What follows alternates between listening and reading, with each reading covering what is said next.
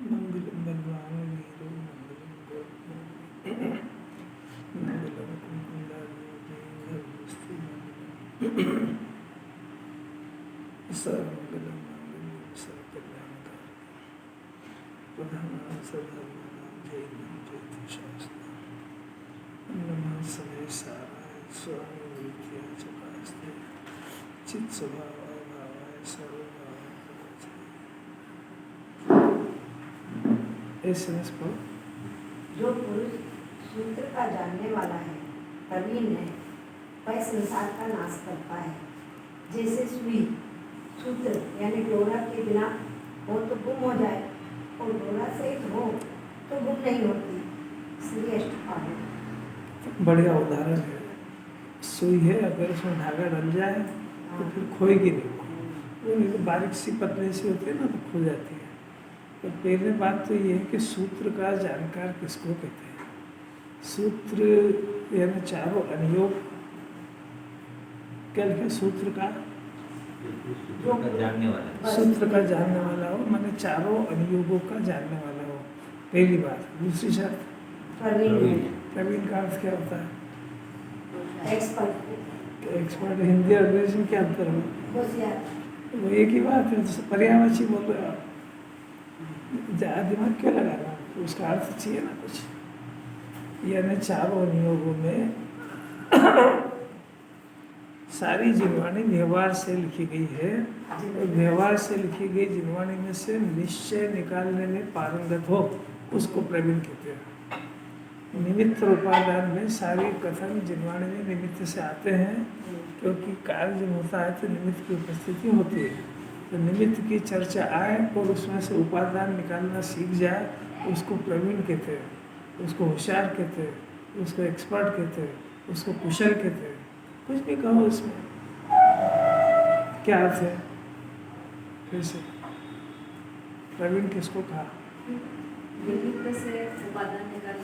हाँ, जिनवाणी बात हमेशा निमित्त से ही आएगी। प्रतिदिन देव दर्शन करो, आपके परिणाम अच्छे हो जाएंगे। आपको निकालना आना चाहिए कि हमारा उपादान वहाँ पे विचार करेगा तो वो होंगे अच्छे। निश्चय की बात, व्यवहार की बात ही आएगी सारी, उसमें से निश्चय निकालना आना चाहिए उसको, तो प्रवीण कहते हैं। जैसा लिखा वैसे ही पढ़ ले तो बहुत दूर है, प्रवीण थोड़ी कोई। जिनवाणी में कहेंगे कि प्रतिदिन स्वाध्याय करो, एक दिन मोक्ष हो जाएगा। अब इसका अर्थ क्या है? रोज पढ़ने लगा, न समझना उसको कुछ, और उल्टा चलना, कब होएगा? कि बहुत दूर हो तो प्रवीण तो बनना चाहिए ना उसको प्रवीण। दुनिया में तो सब बातों का अर्थ निकाल लेता है। किसी ने क्या कहा तो उसका अर्थ निकाल लेता है कि नहीं? पूछो डॉक्टर ने, वैसे निकाल लेता है कि नहीं? अरे हाँ, वो तो करो कुछ। दाव पेच के सब अर्थ निकाल लेता है, और ये नहीं निकाल पाता है। हर दिन पूजा करते हैं तो उसमें क्षुधा रोग विनाशनाय नैवेद्य में प्राप्त स्वाहा। क्षुधा के रोग को नष्ट करने के लिए मैं आपको नैवेद्य समर्पित करता हूँ। अब आपसे पूछते हैं कि इसमें प्रवीणता क्या है?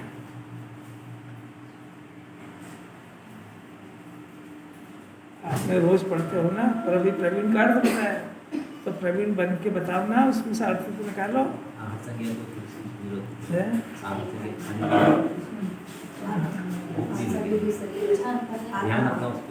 हाँ, बस सोचो क्योंकि ये अर्थ निकालना ही तो नहीं आ रहे उसको।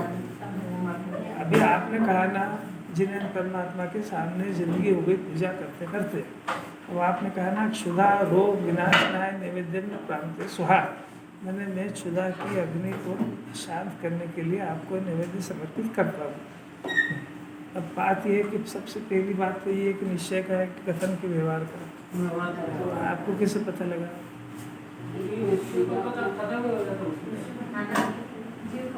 हाँ, अब जीव खाता नहीं, उसमें क्षुधा रोग की बात कही, तो खाता भी नहीं और रोग भी होता रहे,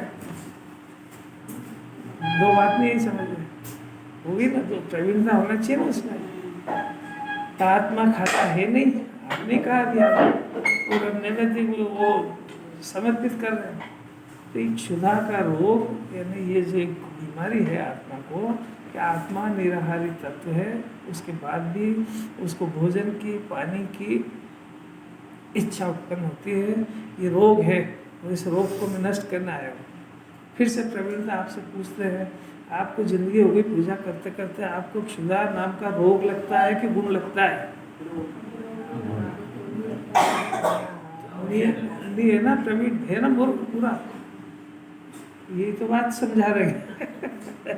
इसमें प्रवीण होना चाहिए वो, प्रवीण हो के अपने ज्ञान को सुन, अरे जिन्हें परमात्मा उसको रोक के रहे और मेरे को गुण लग रहा है। असावता वेदनी कर्म के उदय से लगती है तो और उसका इलाज कराने जाता है, भूख क्यों नहीं लग रही है? यही तो सिखा है यार, यही तो सिखा है। चलो कोई बात नहीं, फिर से लेट आए ना वो तो सब जगह बिफोर टाइम जाएंगे, प्रवचन नहीं लेट आते, कोई वैल्यू नहीं ना उसकी। अभी फीस लगती है ना डॉक्टर के, नंबर गया तो फिर बैठे घंटे, तो भी जल्दी जाएगा। प्रवीण का अर्थ ही होता है हंसने की बात नहीं, इसको इसकी मुख्यता नहीं है। ये अपने जन्म मरण को ये समझ ही नहीं रहा ना कि ये जन्म मरण का रोग लगा है मेरे, और यहाँ मेरे जन्म मरण की औषधि दी जा रही है, और वापस माँ के पेट में भी जाना पड़ेगा, और गुलामी नहीं करना पड़ेगी रोटी कपड़ा मकान की, जिसके लिए अनंत काल हो गया। आत्मा निराहारी तत्व, उसको इसकी आवश्यकता है नहीं, और बेचारे मजदूरी तो कर ही रहा है, आवश्यकता है नहीं, और करो इसको सष्टम कारावास। गजब तो है कि उस मजा मान रहा है। प्रवीण नहीं है ना, मूर्ख है बिल्कुल। प्रवीण किसको कहते हैं? फिर से सुनो, जिनवाणी के अंदर जितने कथन आएंगे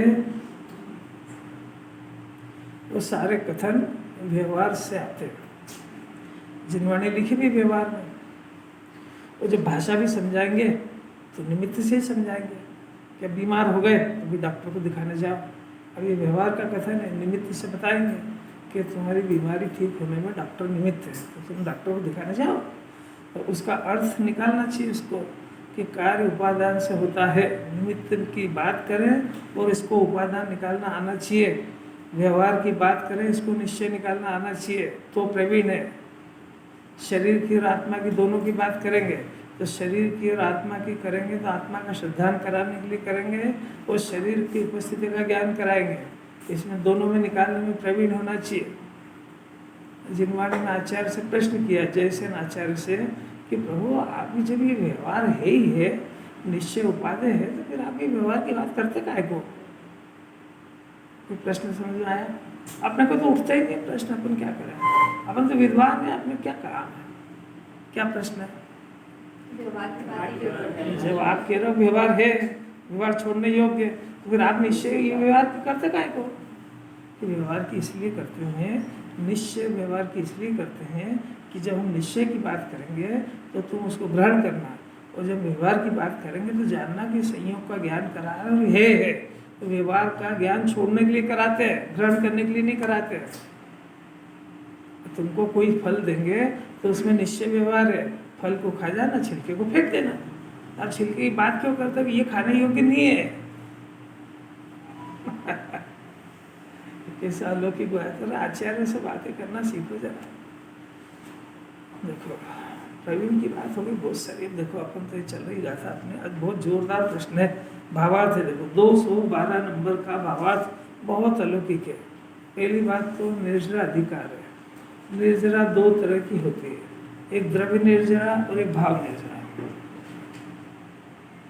एक द्रव्य निर्जरा, एक भाव निर्जरा। भाव निर्जरा दो तरह की होती है, अशुद्धि का घटना और शुद्धि का बढ़ना, ये भाव निर्जरा।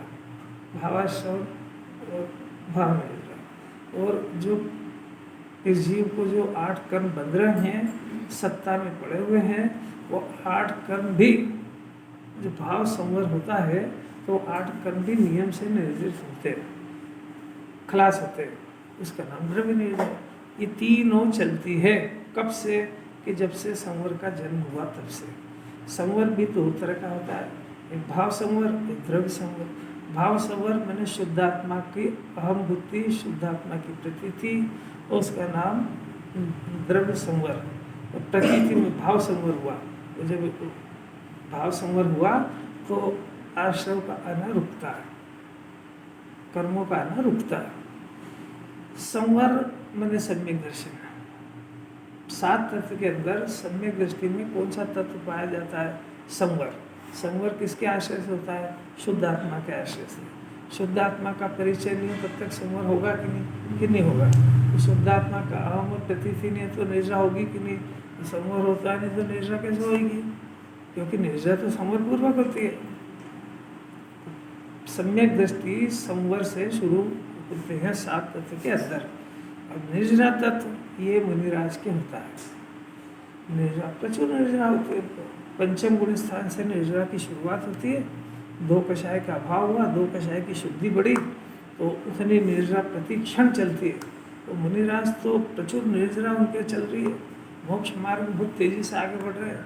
वो मोक्ष महल को प्राप्त करने के बहुत नज़दीक आ चुके हैं। तलेटी में पहुंच गए एक तरह से, बस ऊपर मोक्ष, नीचे तलेटी में आ गए। ये मुनि दशा है, इसका स्वरूप समझना चाहिए। तो भावार्थ के अंदर मुनिराज का उदाहरण देकर के कह रहे हैं कि आपने बहुत गजब कर दिया। क्या कह रहे हो? कि वो सम्यक दृष्टि के इतना वैभव है और आप उसको अनिच्छुक कह रहे हो। वो इतना भोजन करता है, 32 ग्रास भोजन करता है और 1 ग्रास चक्रवर्ती का भोजन पचाने की ताकत उनके 96,000 सैनिक और किसी में नहीं है। वो ऐसा भोजन करता है, फिर आप कहते क्या हो कि अनिच्छुक है वो? तो आप ये बता दो कि वो इच्छा से कर रहा है कि बिना इच्छा कर रहा है? और वो इच्छा से कर रहा है तो फिर आप कैसे कहते हो कि अनिच्छुक है?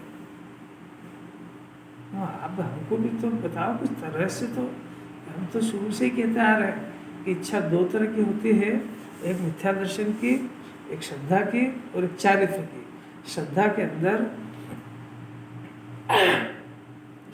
अंदर भोजन करने को अपना स्वभाव मानता है। तो श्रद्धा के अंदर अपने आत्मा को नहीं समझ पाने से उसको इच्छा उत्पन्न होती है। परिपूर्ण आत्मा को नहीं समझने से इच्छा उत्पन्न होती है। और जिस जीव को परिपूर्ण अपने आप का श्रद्धान ज्ञान हो जाता है उसको अपने अंदर कोई कमी नहीं है तो इच्छा किस बात की है? जब अपने घर के अंदर सारी संपन्नता है तो पड़ोसी की चाय की पत्ती माचिस लेने काहे ले जाएंगे? अच्छा, लेने मांगने गया तो घर की इज्जत है कि बेइज्जती? प्रश्न समझ में नहीं आया? बेइज्जती। तो ये आत्मा रोटी कपड़ा मकान से भीख मांग रहा है तो इज्जत है कि बेइज्जती? नहीं समझ में।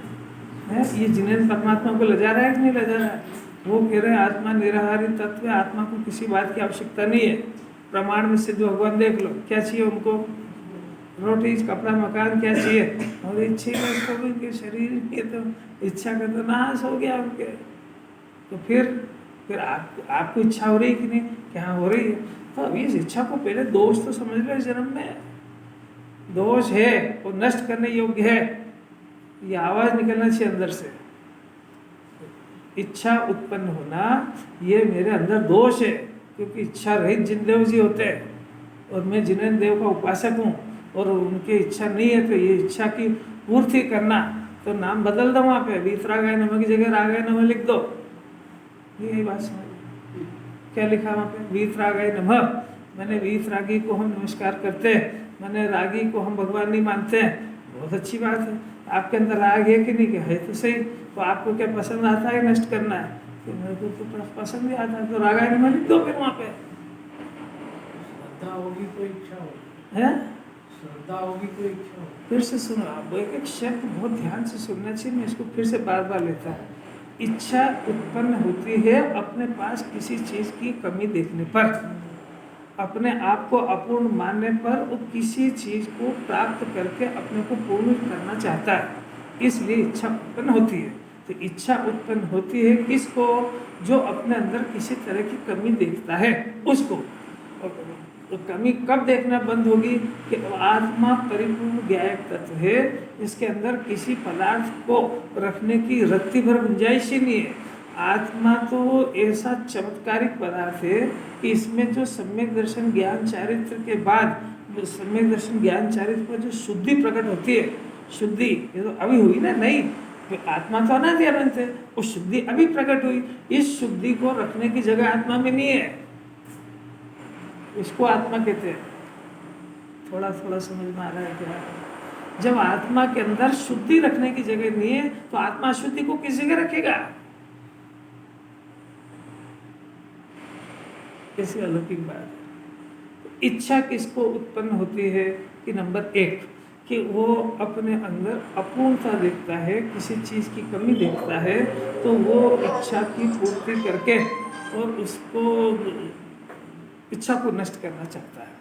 अब दूसरी तरह की इच्छा क्या होती है कि दूसरी तरह की इच्छा ये है कि उस शुद्धात्मा में लीनता नहीं होने की वजह से, चारित्र की कमजोरी की वजह से, स्थिरता नहीं रह पाने की वजह से इच्छा होती है, उसको ज्ञानी कहते हैं। उनकी बात चल रही है कि ये जो इच्छा है चौथे गुण स्थान के बाद में पंचम की और मुनिराज की, यह अस्थिरता जन्य अपराध है।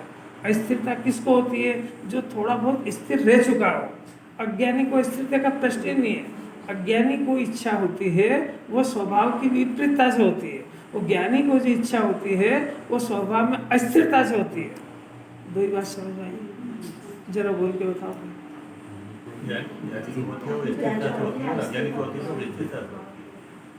ज्ञानी को अज्ञानता की वजह से होती है और ज्ञानी को स्थिरता की वजह से होती है। घबरा एक ज्ञानी को अस्थिरता की, बहुत बढ़िया, अस्थिरता से होती है ना, तो उस शब्द में ये आया है कि कहीं एक स्थिर होने की जगह उसके पास है और उसमें वो टिक नहीं पा रहा है, इसलिए इच्छा हो रही है, क्योंकि अस्थिरता शब्द वापरा है। तो अस्थिरता मैंने एक स्थिर रहने का ठिकाना उसने ढूंढा और उसमें रहता है, पर पूरा नहीं रह पा रहा है। अनादि की उल्टी आदत, गंदी आदत, 4 का 3 का छाया का सद्भाव, 2 का सद्भाव, शरीर संयोग में तो आहार वगैरह सब इच्छा होती है, तो आत्मा में पूरा स्थिर नहीं रह पा रहा है, इसलिए जो इच्छा होती है, इसलिए ज्ञानी को अस्थिरता जन्य इच्छा होती है। मैंने तो ये पूछा है कि अज्ञानी को इच्छा क्यों कैसे होती है? उसमें एक शब्द मैंने वापरा था, हाँ, वो तो इच्छा का कारण हुआ। ज्ञानी को अस्थिरता जन्य इच्छा होती है, अज्ञानी को स्वरूप की विपरीतता से होती है। वो अपूर्ण, विपरीतता माने अपूर्णता, एक ही बात है। शब्द बदल दिया, एकदम घबरा जाता है। अरे ये नए नए तरीके से नहीं वापरेंगे तो इसको क्या रोज ये दाल रोटी खिलाओ भाग जाएगा वो? अब जरा से में गड़बड़ा जाता है। अज्ञानी को भी इच्छा होती है, कैसे होती है कि उसको स्वरूप की विपरीतता से होती है। और स्वरूप की विपरीतता क्या होती है? तो ज्ञान में अपने को रागी मानता है तो ज्ञान में ज्ञान और आनंद का ढगला अपने को शरीर और मूर्तिक मानता है तो सुख की खान अपने को दुखी दुखी चिल्लाया करता हूँ। अरे साहब मेरे दुख की आपको क्या पता है? मेरे रात भर नींद नहीं आती।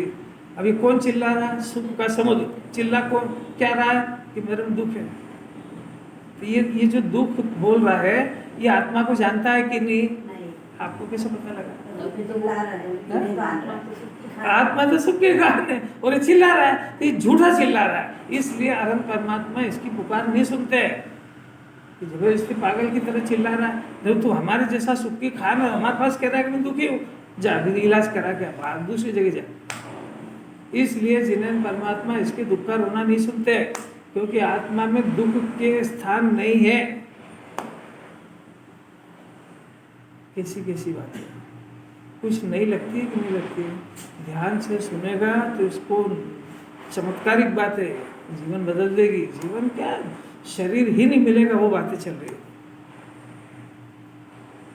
तो भावार्थ की बात मुनिराज के उदाहरण से चलती है। देखो, सबसे पहले ज्ञानी के आहार की भी इच्छा नहीं होती है, इसलिए ज्ञानी का आहार करना वह भी परिग्रह नहीं है।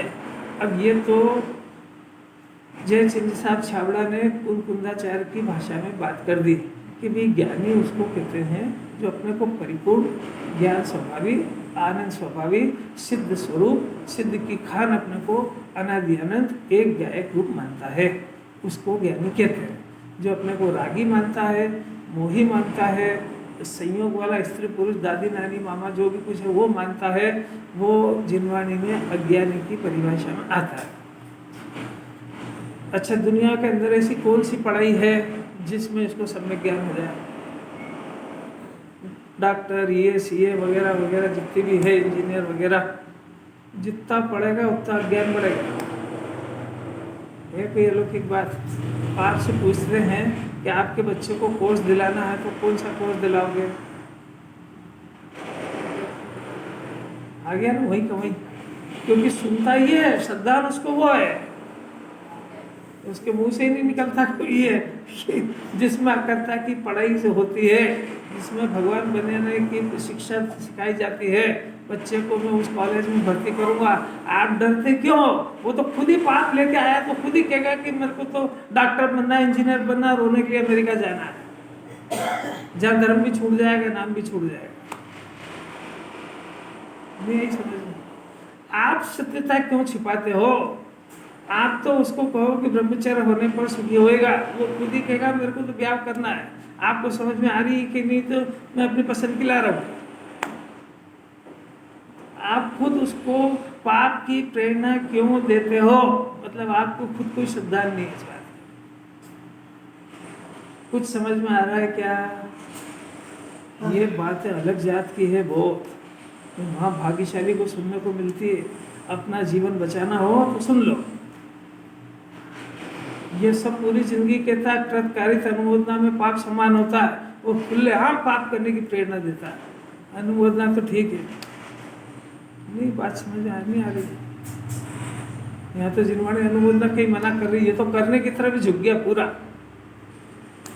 वो ठीक है, अपनी भूमिका के अनुसार अपने आपको कुछ तो लिमिटेशन में करो।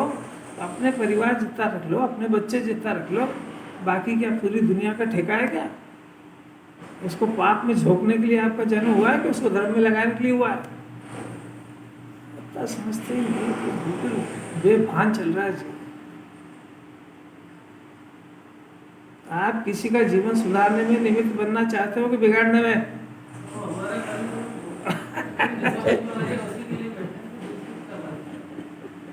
आप अगर अपना सुधारते ना तो दिन भर बकबक नहीं करते, कुछ ना कुछ तो करेगा ये कि उधार बैठा है कुछ विकल्प ढूंढने के लिए।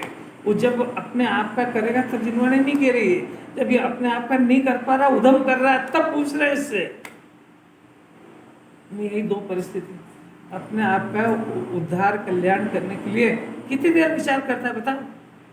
फिर दिन भर अपने आवारा ज्ञान को लगाता है कि नहीं? कहीं ना कहीं एक गेट टकराना चाहिए, उसकी पूरी सर्जरी कर देगा उसकी। तो ये अपना हित कर रहा है, अपना भी जीवन बर्बाद कर रहा है, जिससे बात कर रहा है उसका भी कर रहा है वो। पाटनी जी बहुत मुश्किल बात है। लोक व्यवहार वाले से तो बहुत अलग जात की बात है। पटरी बैठेगी ना उसको बहुत बुरी लगेगी उसकी।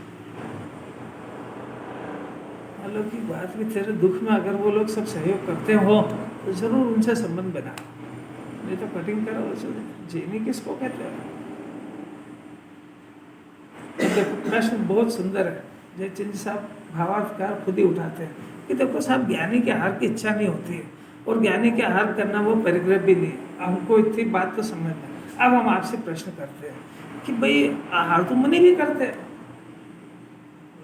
अब मुनि भी करते हैं तो दो प्रश्न है, उनके इच्छा है या नहीं, और दूसरा यदि इच्छा नहीं तो इच्छा के बिना आहार कैसे करते हैं? कैसा बढ़िया प्रश्न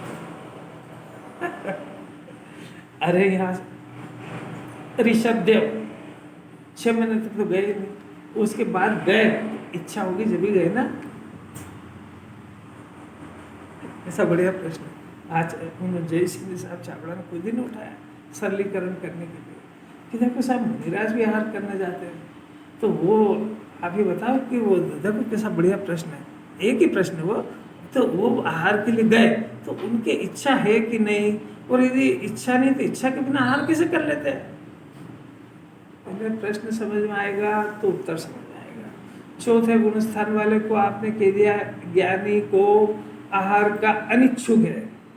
हम कह रहे हैं, हम मुनिराज का प्रश्न कर रहे हैं कि वो ज्ञानी की बात तो आपने कह दी, अब हम तो मुनिराज का भी पूछते हैं कि मुनिराज भी आहार करने गए तो उनके भूख लगी और इच्छा हुई कि नहीं उनको? वो इच्छा नहीं हुई तो बिना इच्छा के कैसे चलेंगे? प्रश्न समझेगा तो उत्तर समझने की जिज्ञासा होगी। नहीं तो तोता रटन जैसे बच्चे को पढ़ाते ना, ऐसा पढ़ के चला जाएगा बस। प्रश्न क्या है ना? अब समझ रहा हूं। समाधान बहुत सुंदर समाधान है। असाता वेदनी कर्म के उदय से नंबर 1 जठराग्नि रूप शुदा उत्पन्न होती है। नंबर 2 वीर्यांतराय के उदय से उसकी वेदना सहन नहीं की जा सकती है। नंबर 3 और चारित्र मोह के उदय से आहार ग्रहण की इच्छा उत्पन्न होती है। इतनी सारी बातें हैं। अब फिर से देखना जरा। असाता वेदनी कर्म के उदय से, ये असाता वेदनी कर्म जड़ है कि चेतन? कितना गजब है, सबको इतना ज्ञान। असाता वेदनी कर्म पुद्गल का परमाणु के स्कंद की पर्याय है। 1 नंबर ये पुद्गल। नंबर 2 जठराग्नि रूप शुदा। ये जठराग्नि क्या होती है? कि पेट के अंदर जो होती है ज्वाला जैसी शारीरिक फंक्शन है ये जठराग्नि, ये चेतन है कि पुद्गल? ये भी पुद्गल है। माना असाता वेदनी के उदय से पेट, पुद्गल के उदय से पुद्गल में काम हो रहा है। नंबर 2। नंबर 3 वीर्यांतराय के उदय से, ये वीर्यांतराय क्या होता है? ये वीर्यांतराय ज्ञानावर्णी, दर्शनावर्णी, मोहनी और अंतराय, अंतराय हुआ ना। तो ये अंतराय में वीर्यांतराय मैंने ये कर्म का उदय के वीर्यांतराय के उदय से उसकी वेदना सहन नहीं की जा सकती। इसका अर्थ क्या हुआ कि जो उनको जो शुद्धोपयोग का आनंद भोगते हैं, तो शुद्धोपयोग थोड़ा सा स्वभाव में टिकने की कमी होने की वजह से वो शुद्धोपयोग थोड़ा सा गिरता हुआ दिखता है। तब उनको पता लगता है कि क्षुधा आदि का ये रोग, ये आहार आदि की जो विकल्प उत्पन्न हो रहा है, भूख लगती है नहीं, उनका जो शुद्धोपयोग थोड़ा सा गिरने लगा, तो उसका कारण तलाशते अंदर में, तो वो वीर्यांतराय मैंने वो कर्म का उदय से, मूल बात तो यह है कि स्वभाव नहीं टिक पा रहे, तो उसकी उदय से जो शुद्धोपयोग की कमी देखते हैं अंदर में, तो उसमें जो भूख आदि का जो परिणाम है, तो उसकी वजह से कोई कमी नहीं हुई है, पर उसकी वजह से आहार का विकल्प उत्पन्न होता है। अभी देखो खाली विकल्प की बात है, विकल्प उत्पन्न होता है ना। अब इसका भाषा ऐसी होगी कि वेदना सहन नहीं की जा सकती, माने वो जो है वो शुद्धोपयोग की कमी वो उनसे सहन नहीं होती है, और इधर ऐसा परिणमन निमित्त नैमित्तिक संबंध, इधर कर्म के उदय से असाता वेदनी, जठराग्नि 2 शरीर 3 ये हुआ पुद्गल, और इधर वीर्यांतरा ये जीव के आत्मा का उदय, आत्मा के अंदर कर्म का उदय, ये इनका निमित्त नैमित्तिक संबंध। देखो अब इसमें देखना, अभी जरा शांति रखो। अभी वीर्यांतराय के उदय से सहन नहीं की जा सकती है, इतना तो हुआ ये फंक्शन। अभी चारित्र मोहनी के उदय से, ये चारित्र मोह ये भी पुद्गल है। दर्शन मोह और चारित्र मोह, इनके दोनों के फंक्शन बिल्कुल अलग अलग है। दर्शन मोह में तो मैं खाता हूँ और खाने से पुष्ट होता हूँ, ऐसी श्रद्धा है। चारित्र मोह के अंदर सिर्फ खाने का राग उत्पन्न होता है, वो कैसा मिले और कैसा नहीं मिले ये प्रश्न नहीं है। चारित्र मोह के उदय से आहार ग्रहण की इच्छा उत्पन्न होती है, इतने काम तो हुए। अब देखना जरा उसके बाद, अब नहीं समझ में आया, ये एक साथ चार उदय आ रहे हैं एक साथ, एक साथ अनंत उदय आते हैं। आपको नहीं समझ में आ रही तो क्या करें? गुण है कि नहीं है? तो हर गुण की पर्याय होती है, अपने को समझ में नहीं आती है। हर गुण की हर पर्याय अलग अलग होती है, उनमें आपस में ऐसा ही बनाव बनता है। अब अपन नीचे से नीचे की दशा में लो कि इधर भी इसको सब, ये इसको भी लगेगा, असाता वेदनी का उदय इसको भी है, जठराग्नि इसको भी होती है ना। अब ये तो हुआ, चलो इसके अंदर। अब जो भोजन करने का परिणाम है, वो परिणाम किस में हुआ? वो उद्गल में कि जीव में? वो जीव में हुआ। भोजन करने का परिणाम तो जीव में हुआ ना। तो अब उन दोनों कर्मों को तो पता भी नहीं है, असाता वेदनी कर्म, वो जठराग्नि, उसको तो कुछ पता भी नहीं है। ये कर्म का उदय, यह चारित मोहिनी कर्म के उदय से इसको आहार करने की इच्छा हुई। अब ये इच्छा हुई है ना, ये इच्छा कौन सा तत्व है? 7 तत्व में ये तो आश्रय तत्व है। अब देखो आश्रय होने पर जो इसको जो इच्छा उत्पन्न का होना, अब भोजन का मिलना, आहार का मिलना, वो आहार का लाना आत्मा कर सकता है कि नहीं? पक्का पता है। तो ये हाथ उठा के नहीं लाता है, ये नहीं लाता है, हाँ नहीं लाता, ये पुद्गल की क्रिया है। अब देखो कितना है, यह भोजन का बनना, भोजन का आना, इसका कर्ता आत्मा नहीं है। अब ये तो हुई पुद्गल का परिणाम। और इस क्रिया के अंदर जो भोजन का आना, इसमें कौन से कर्म का उदय निमित्त है? साता वेदनी। वाह यार कितना बढ़िया है। तो असाता वेदनी के उदय से इसको भूख लगती है, इच्छा होती है, और साता वेदनी कर्म का उदय से इसको आहार मिलता है। अब इनमें किसी को भी नहीं पता है कि कौन कौन क्या काम कर रहा है, कितना स्वतंत्र हो रहा है। उसका भोजन के आने का काल, इसके साता वेदनी का उदय, असाता वेदनी के जाने का काल, और आहार आदि के बनने का काल, ये कौन करने जाता है? ये सब ऑटोमेटिक होता है। वो सब उसमें पुद्गल का काम कर रहा है, जीव का कर रहा है, जठराग्नि क्या कर रही है, सब ऑटोमेटिक हो रहा है। अब आपको दिखे कि नहीं दिखे, आप मानो कि मत मानो, काम तो ऐसे ही हो रहा है। न तो ये आत्मा को रोटी को बना सकता है, न रोटी को ला सकता है, न साता वेदनी को हटा सकता है, न साता वेदनी के उदय को ला सकता है, और न ये खा सकता है और न बना सकता है। फिर भी ये काम हो रहा है कि नहीं हो रहा है? अब ये जो भोजन का आना हुआ, भोजन ग्रहण किया, अब मिथ्या तो हो तो ऐसा मानता है कि भोजन मैंने किया और इससे मैं स्वस्थ और पुष्ट होऊंगा, मेरी आयु बढ़ेगी। और जिनवाणी कह रही कि आयु का बढ़ने से इसका कोई संबंध है? शरीर के टिकने का संबंध भोजन से है कि उसके आयु कर्म से है? तो खा तो कितना अच्छा खाएगा। अच्छा, स्वस्थ रहने का संबंध साता वेदनी के उदय से कि तेरी बुद्धि से? नहीं आ रही बात सुन। अब उसके आगे देखो कि उसके आगे, अब ये तो भोजन की क्रिया हुई, ये सब स्वतंत्र हुई, पर अज्ञानी इन सब का कर्ता भी बनता है और मैंने किया ऐसा मानता भी है। उसके भले ही मान ले। अब जो उसने भोजन किया है उसमें एक एक परमाणु की क्रमबद्ध क्रिया बदल रही है। कितने कौन से परमाणु की कौन सा विटामिन बनना है, कौन से मज्जा बनना है, किससे खून बनना है, इसमें पस पड़ गया हो तो कौन से परमाणु से पस बनना है, क्या ये सब कौन करने जा रहा है? ये यहाँ तो पेट के अंदर हो रहा है काम, ये वो डॉक्टर को भी नहीं दिखेगा, वो केवली को सब दिख रहा है।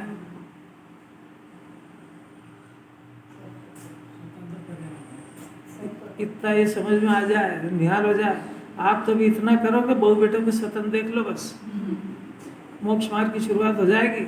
सारे कषाय का उत्पादक वही है स्थल। नहीं आई बात समझ? घर के मेंबर को स्वतंत्र देखना सीख जाए। पहला कोर्स वहां से स्टार्ट होता है केजी का। वो इतना स्थूल जिसका द्रव्य क्षेत्र काल भाव सब कुछ नहीं आ रहा है, उसको स्वतंत्र नहीं देख पा रहा है, ये कहां से देखेगा स्वतंत्र? जिनवाणी को तो सब स्वतंत्र दिखाना है। असाता वेदनी का उदय, साता का वेदनी का उदय, पुद्गल के परमाणु की प्रयास, सब कुछ थोड़ा समझ में आया क्या? सब चलता है तो इसमें वो क्या करे ना क्या नहीं करे। अब देखो गंभीर बात चली बहुत। उस इच्छा को ज्ञानी कर्मोदय का कार्य जानते हैं। देखो यह है मूल बात। सब ज्ञानी से लेकर मुनिराज तक ये जो जितना भी काम हुआ, असाता वेदनी वगैरह का, सब ज्ञानी उसको सब किसका कार्य जानते हैं? कर्म का। कर्म इच्छा को भी मेरी बताया था, अब यहाँ इच्छा को कर्म के उदय की बताया। आप तो ये समझने का प्रयत्न करो जो आचार्य समझा रहे हैं। मैं वैसे क्या समझ में आएगी? जो ज्ञानी है और अज्ञानी है दोनों को फंक्शन ऐसे चलते हैं। अब इन सब कार्य को ज्ञानी कर्म का कार्य जानते हैं और अज्ञानी अपना कार्य जानता है। नहीं बात समझ में आई? ये हाथ हिलने की क्रिया कौन करता है? अज्ञानी के अज्ञानी, ज्ञानी के अज्ञानी, कि दो ही नहीं करते। अब ये हाथ हिला तो अज्ञानी इसका कर्ता और स्वामी बनता है और ज्ञानी इसका ज्ञाता रहता है। ये पुद्गल की क्रिया में मेरा और उसमें शरीर में मेरा आत्मा में तो अत्यंत अभाव। अब दो हाथ के अंदर से एक हाथ में पैरालिसिस हो गया और एक में ये हुआ, ठीक है। अब डॉक्टर ने कहा दोनों हाथ उठाओ, एक ये तो सोच रहा है ना दोनों उठाने का, एक क्यों नहीं उठा पाया? चुप क्यों हो जाते हैं? हाँ, तो समझ में आ गया। इसका अर्थ है कि आपने बोल दिया कि सारे काम योग्यता अनुसार हो रहे हैं, इसका अर्थ हो गया कि मैं हाथ हिलाने क्या करता? अच्छा, दुकान चलाने का क्या? ये चश्मा यहाँ से यहाँ लाए, इसका करता कौन है?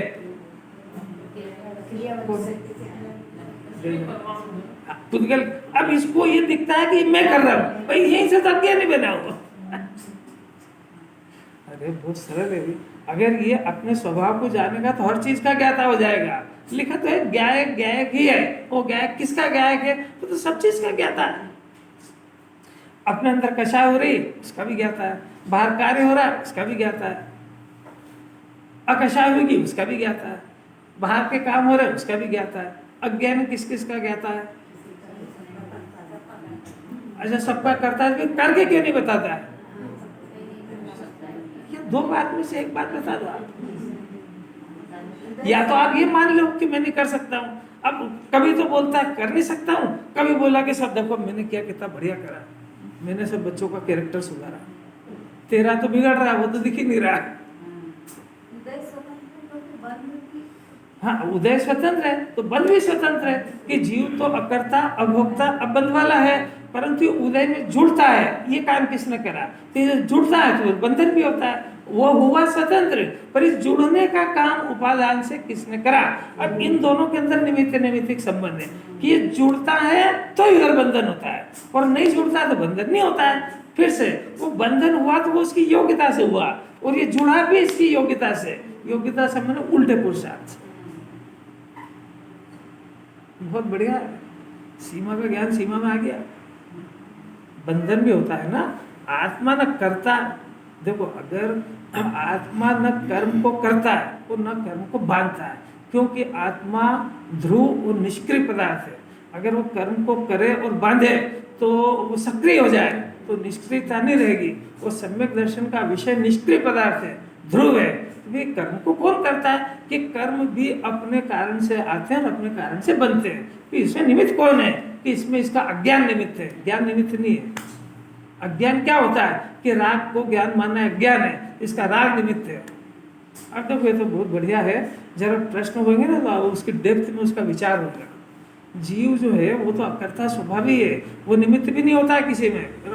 कर्म को बांधने का कर्ता तो अज्ञानी है ना अज्ञानी, क्योंकि वो पुद्गल का काम है।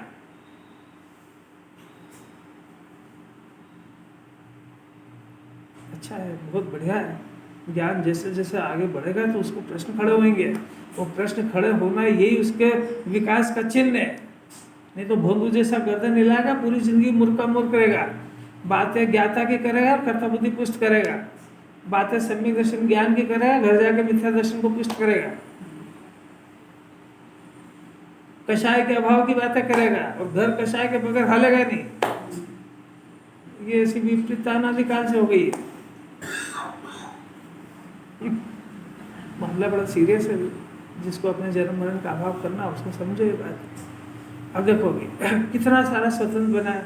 इन सब कार्य को ज्ञानी कर्म का कार्य जानता है। तो ज्ञानी दो बातें हो गई, इसको दो बातें हो गई।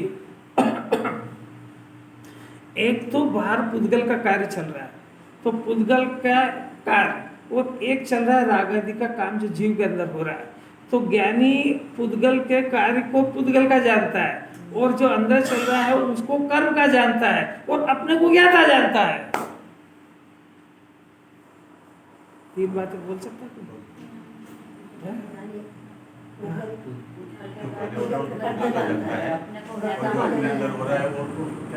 तीन काम अभी भी हो रहे हैं। देखो, अभी भी हो रहे तीन। एक जीव का काम हो रहा है उल्टा, इच्छा उत्पन्न होना। एक शरीर के संबंधी खाने पीने का पुद्गल का काम हो रहा है, और एक ज्ञान का काम हो रहा है। तीन काम अभी भी हो रहे हैं, है ना। अब ज्ञानी पुद्गल के काम को पुद्गल का जानता है। रागादि वगैरह जो जीव के विपरीत परिणाम है उसको कर्म का कार्य जानता है, अपना नहीं जानता है।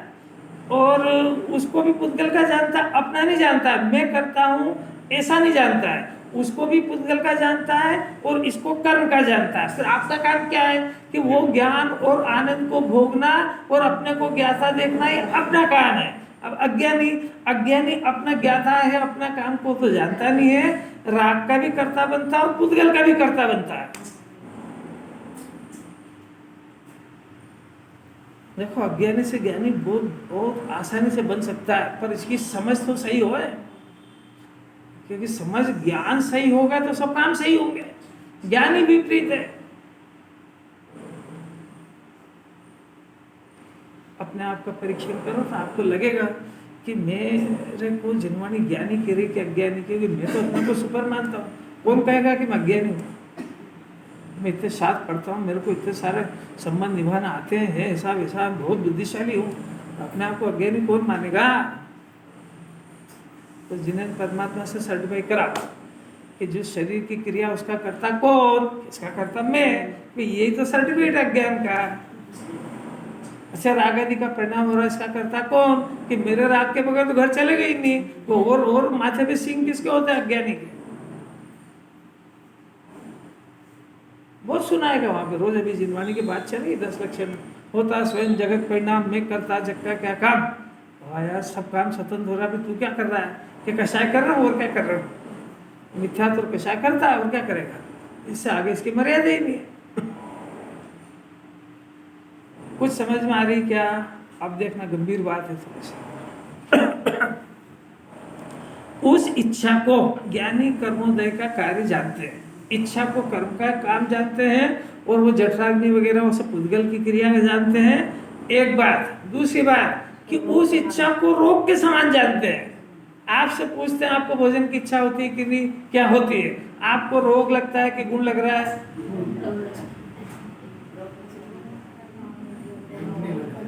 तो आपने पूरी जिंदगी हो गई ना क्षुधा रोग विनाश ना है, तो आपको रोग लग ही नहीं रहा, तो भगवान को क्या झूठ बुद्धू बनाने आ रहे हो वहां पे? भगवान नहीं समझते कि मेरे को बना रहा है, दुनिया को बनाते बनाते मेरे पास ही आ गया है। मेरे को कहता है कि हे भगवान मेरी क्षुधा का नाश करो, और उसको गुण समझता वहां जाने का। मुनिराज के चिंतन से अपने चिंतन को मिला, वो उस रोग को नष्ट करने की फील्ड में उतर गया, और ये रोग को गुण जान करके उसके पोषण में लगा हुआ है। पॉइंट नंबर 1, इच्छा को कर्मोदय का कार्य जानते हैं। नंबर 2, उसको रोग समान जानकर मिटाना चाहते हैं। तो एक एक शब्द देखो जरा। उनको भूख लगी है, उसको रोग जानकर मिटाना चाहते हैं। इसको भूख लगी है तो उसको गुण जान करके 36 तरह के पकवान लाता है। कुछ भी नहीं आ रहा। 2 बात, ज्ञानी के इच्छा के प्रति अनुराग रूप इच्छा नहीं होती है, ये मिथ्या दर्शन। राग का राग नहीं होता है, ये अनुराग मैंने उस इच्छा के प्रति का राग, उसको अनुराग कहते हैं। इसका नाम मिथ्या दर्शन। इच्छा उत्पन्न होना ये चारित्र मोहिनी कर्म का कार्य है। इच्छा को से अनुराग होना, इच्छा की पूर्ति करना, इच्छा को भला मानना, ये दर्शन मोहिनी संबंधी अपराध है। ज्ञानी को चारित्र मोह संबंधी बच गया, माने इच्छा की पूर्ति और इच्छा से एकत्र वो बात टूट चुकी है, खलास हो गई है। अर्थात देखो स्पष्ट किया, अर्थात उसके मैंने किसके? ज्ञानी के भी, मुनिराज के। ऐसी इच्छा नहीं होती है कि मेरी यह इच्छा सदा ही बनी रहे। गजब की बात। अब मुनिराज की बात करते हैं, बहुत कठिन है, जरा सावधानी से सुनना, बहुत अलौकिक बात है। मुनिराज सुनना हो, किसी की निंदा विंदा की बात नहीं समझना, स्वरूप समझना जरा। मुनिराज को प्रथम में प्रथम आहार करने की इच्छा शुद्धोपयोग के बल पे होती ही नहीं है, पर शुद्धोपयोग की अस्थिरता हो, थोड़ी सी कमी हो, संकलन कषाय है तो थोड़ी सी वो शुद्धोपयोग की घटता है, तो घटने पर पता लगता है कि कुछ विकल्प उत्पन्न होने वाला है भोजन संबंधी, और तो कोई बचा ही नहीं है। अब वो जो विकल्प उत्पन्न हो रहा है तो उसके नंबर 1 इच्छा को रोक जानते हैं। अब सबसे पहले अपन अपनी बात करें तो अचानक कोई सा बीमारी हो गई, कुछ भी हो गया, पेट दर्द हो गया, सर्दी खांसी बुखार कुछ भी हुआ, तो सबसे पहला अपना प्रयत्न ये रहता है कि ये घरेलू इलाज से बगैर डॉक्टर को दिखाए ठीक हो जाए। मतलब होता है कि नहीं? पहले ऐसे ही होता है ना। सिनवा नहीं कह रही, नहीं कह रही, आपकी बुद्धि देख लो। फिर 2-4 दिन उसको टेस्ट कर लिया कि ये हम अपने बस का नहीं है, तो फिर डॉक्टर के पास जाता है। अब डॉक्टर के पास जाता है तो हे बुद्धि से जाता है कि उपादेय से, और ये भी पता है आपको। वो डॉक्टर के पास दिखाने जाता है, इच्छा होती तो पहले दिन चला जाता है, तो उसको बिल्कुल है बुद्धि पूर्वक, और फिर वो डॉक्टर से कहता है साहब जल्दी तो ठीक हो जाएगी ना, परमानेंट तो नहीं रह जाएगी। मन उसको रोग जान करके उसका इलाज मांगता है, और फिर वो जो दवा देता है उस दवा को कितने प्रेम से खाता है,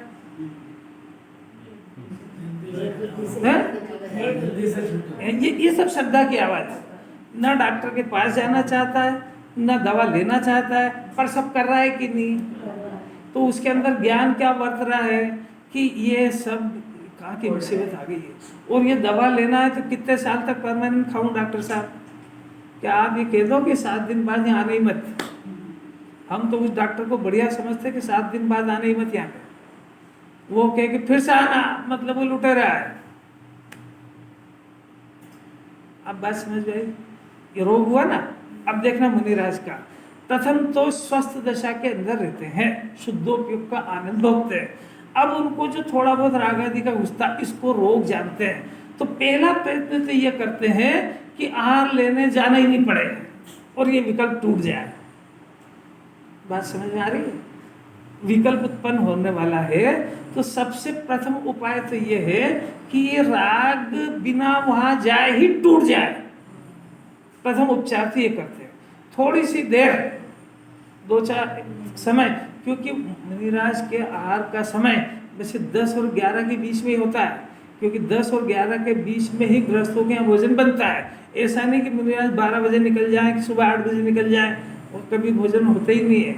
अब इस बीच में अब जब वो आहार का विकल्प हुआ तो अब चले, तब भी ये चाहते हैं कि इसको डॉक्टर के पास यानी किसी शावक के यहाँ जाने की आवश्यकता ही नहीं पड़े।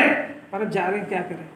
जाने पर वहाँ पर यहाँ से ही ऐसी आंकड़ी लेंगे कि आंकड़ी मिले ही नहीं। बात समझ में आ रही क्या? क्योंकि उनको वो विकल्प को तोड़ना है।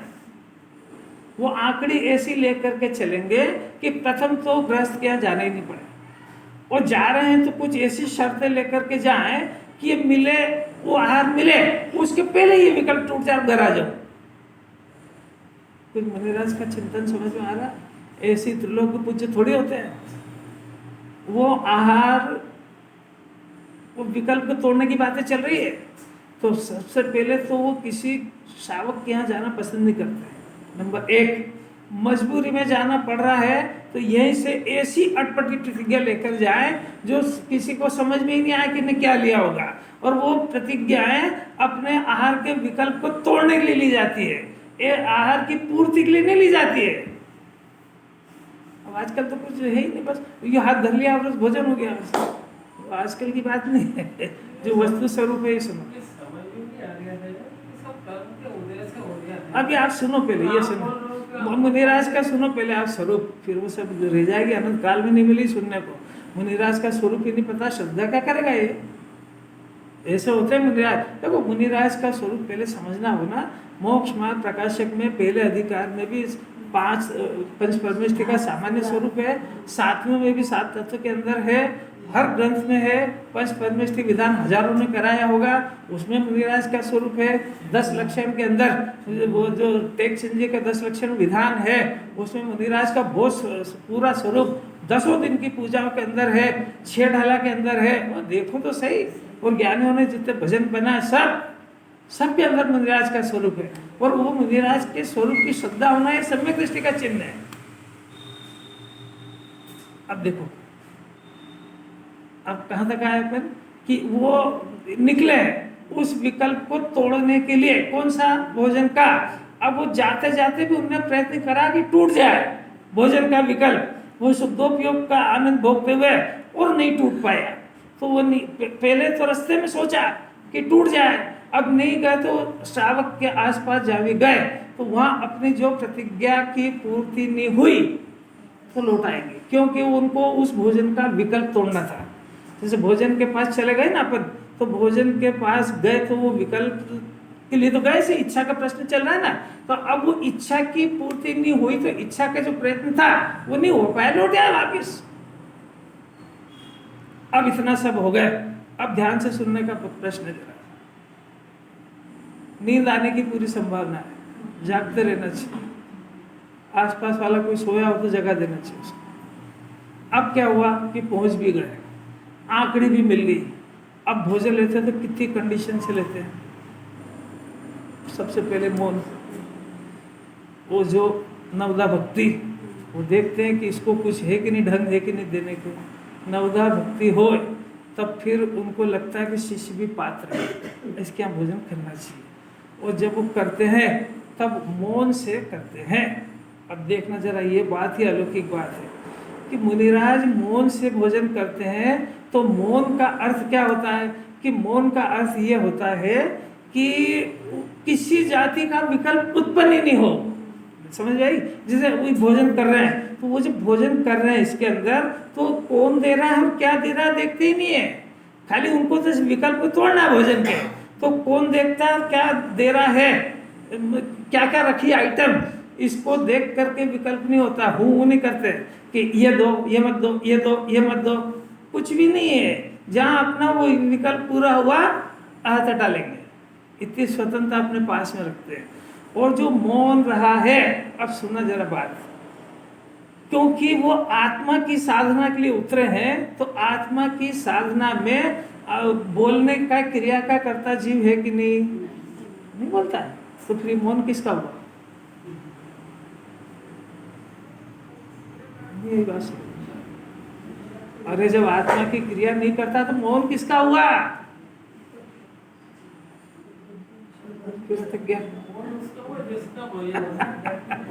भाई आत्मा के अंदर ये बोलने का विकल्प पैदा नहीं हो, इसका नाम मौन है ना। तो आत्मा के अंदर, आत्मा की मर्यादा जानने तक है, जानने के अलावा उसके अलावा कोई है ही नहीं।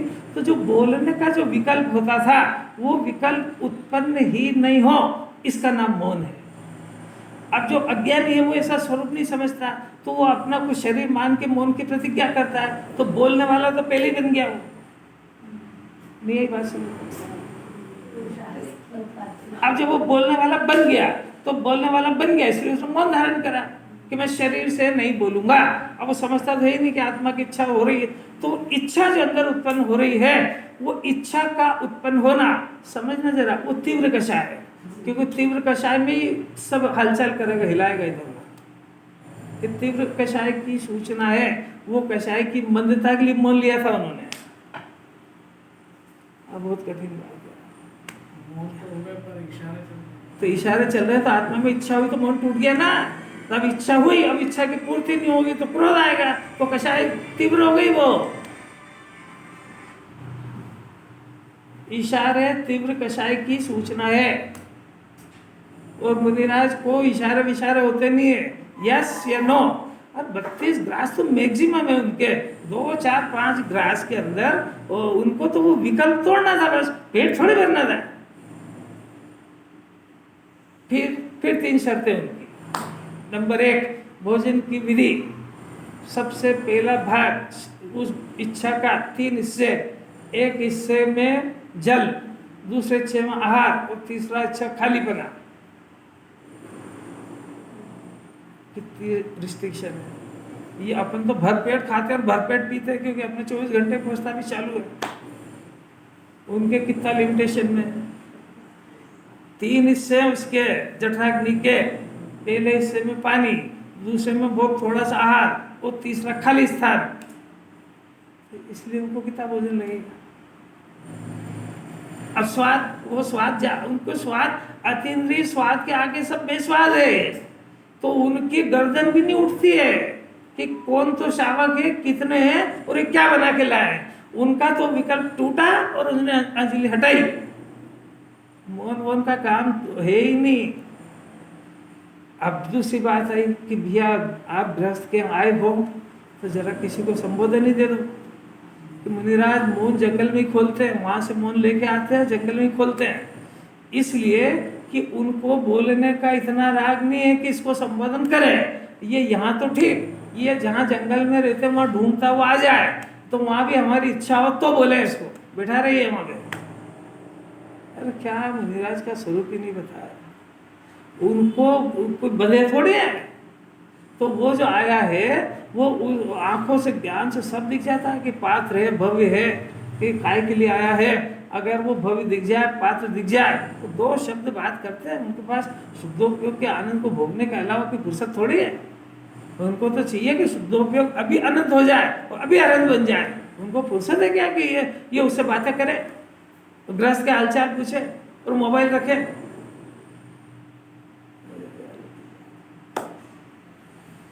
अनंत पुरुषार्थ है, बहुत ताकत है।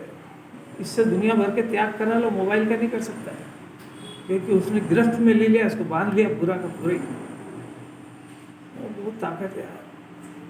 ये होता है मुनिराज का स्वरूप। इसलिए अब प्रश्न चल रहा है ना कि मुनिराज गए थे तो उनकी इच्छा, उनके जो इच्छा है दर्शन मोह की तो है ही नहीं, वो चारित्र मोह की भी वो जो इच्छा है उसको इतनी धोके रख दी उन्होंने, उसमें भी कोई दम नहीं है, क्योंकि तो मारने भी तुले है ना उसको।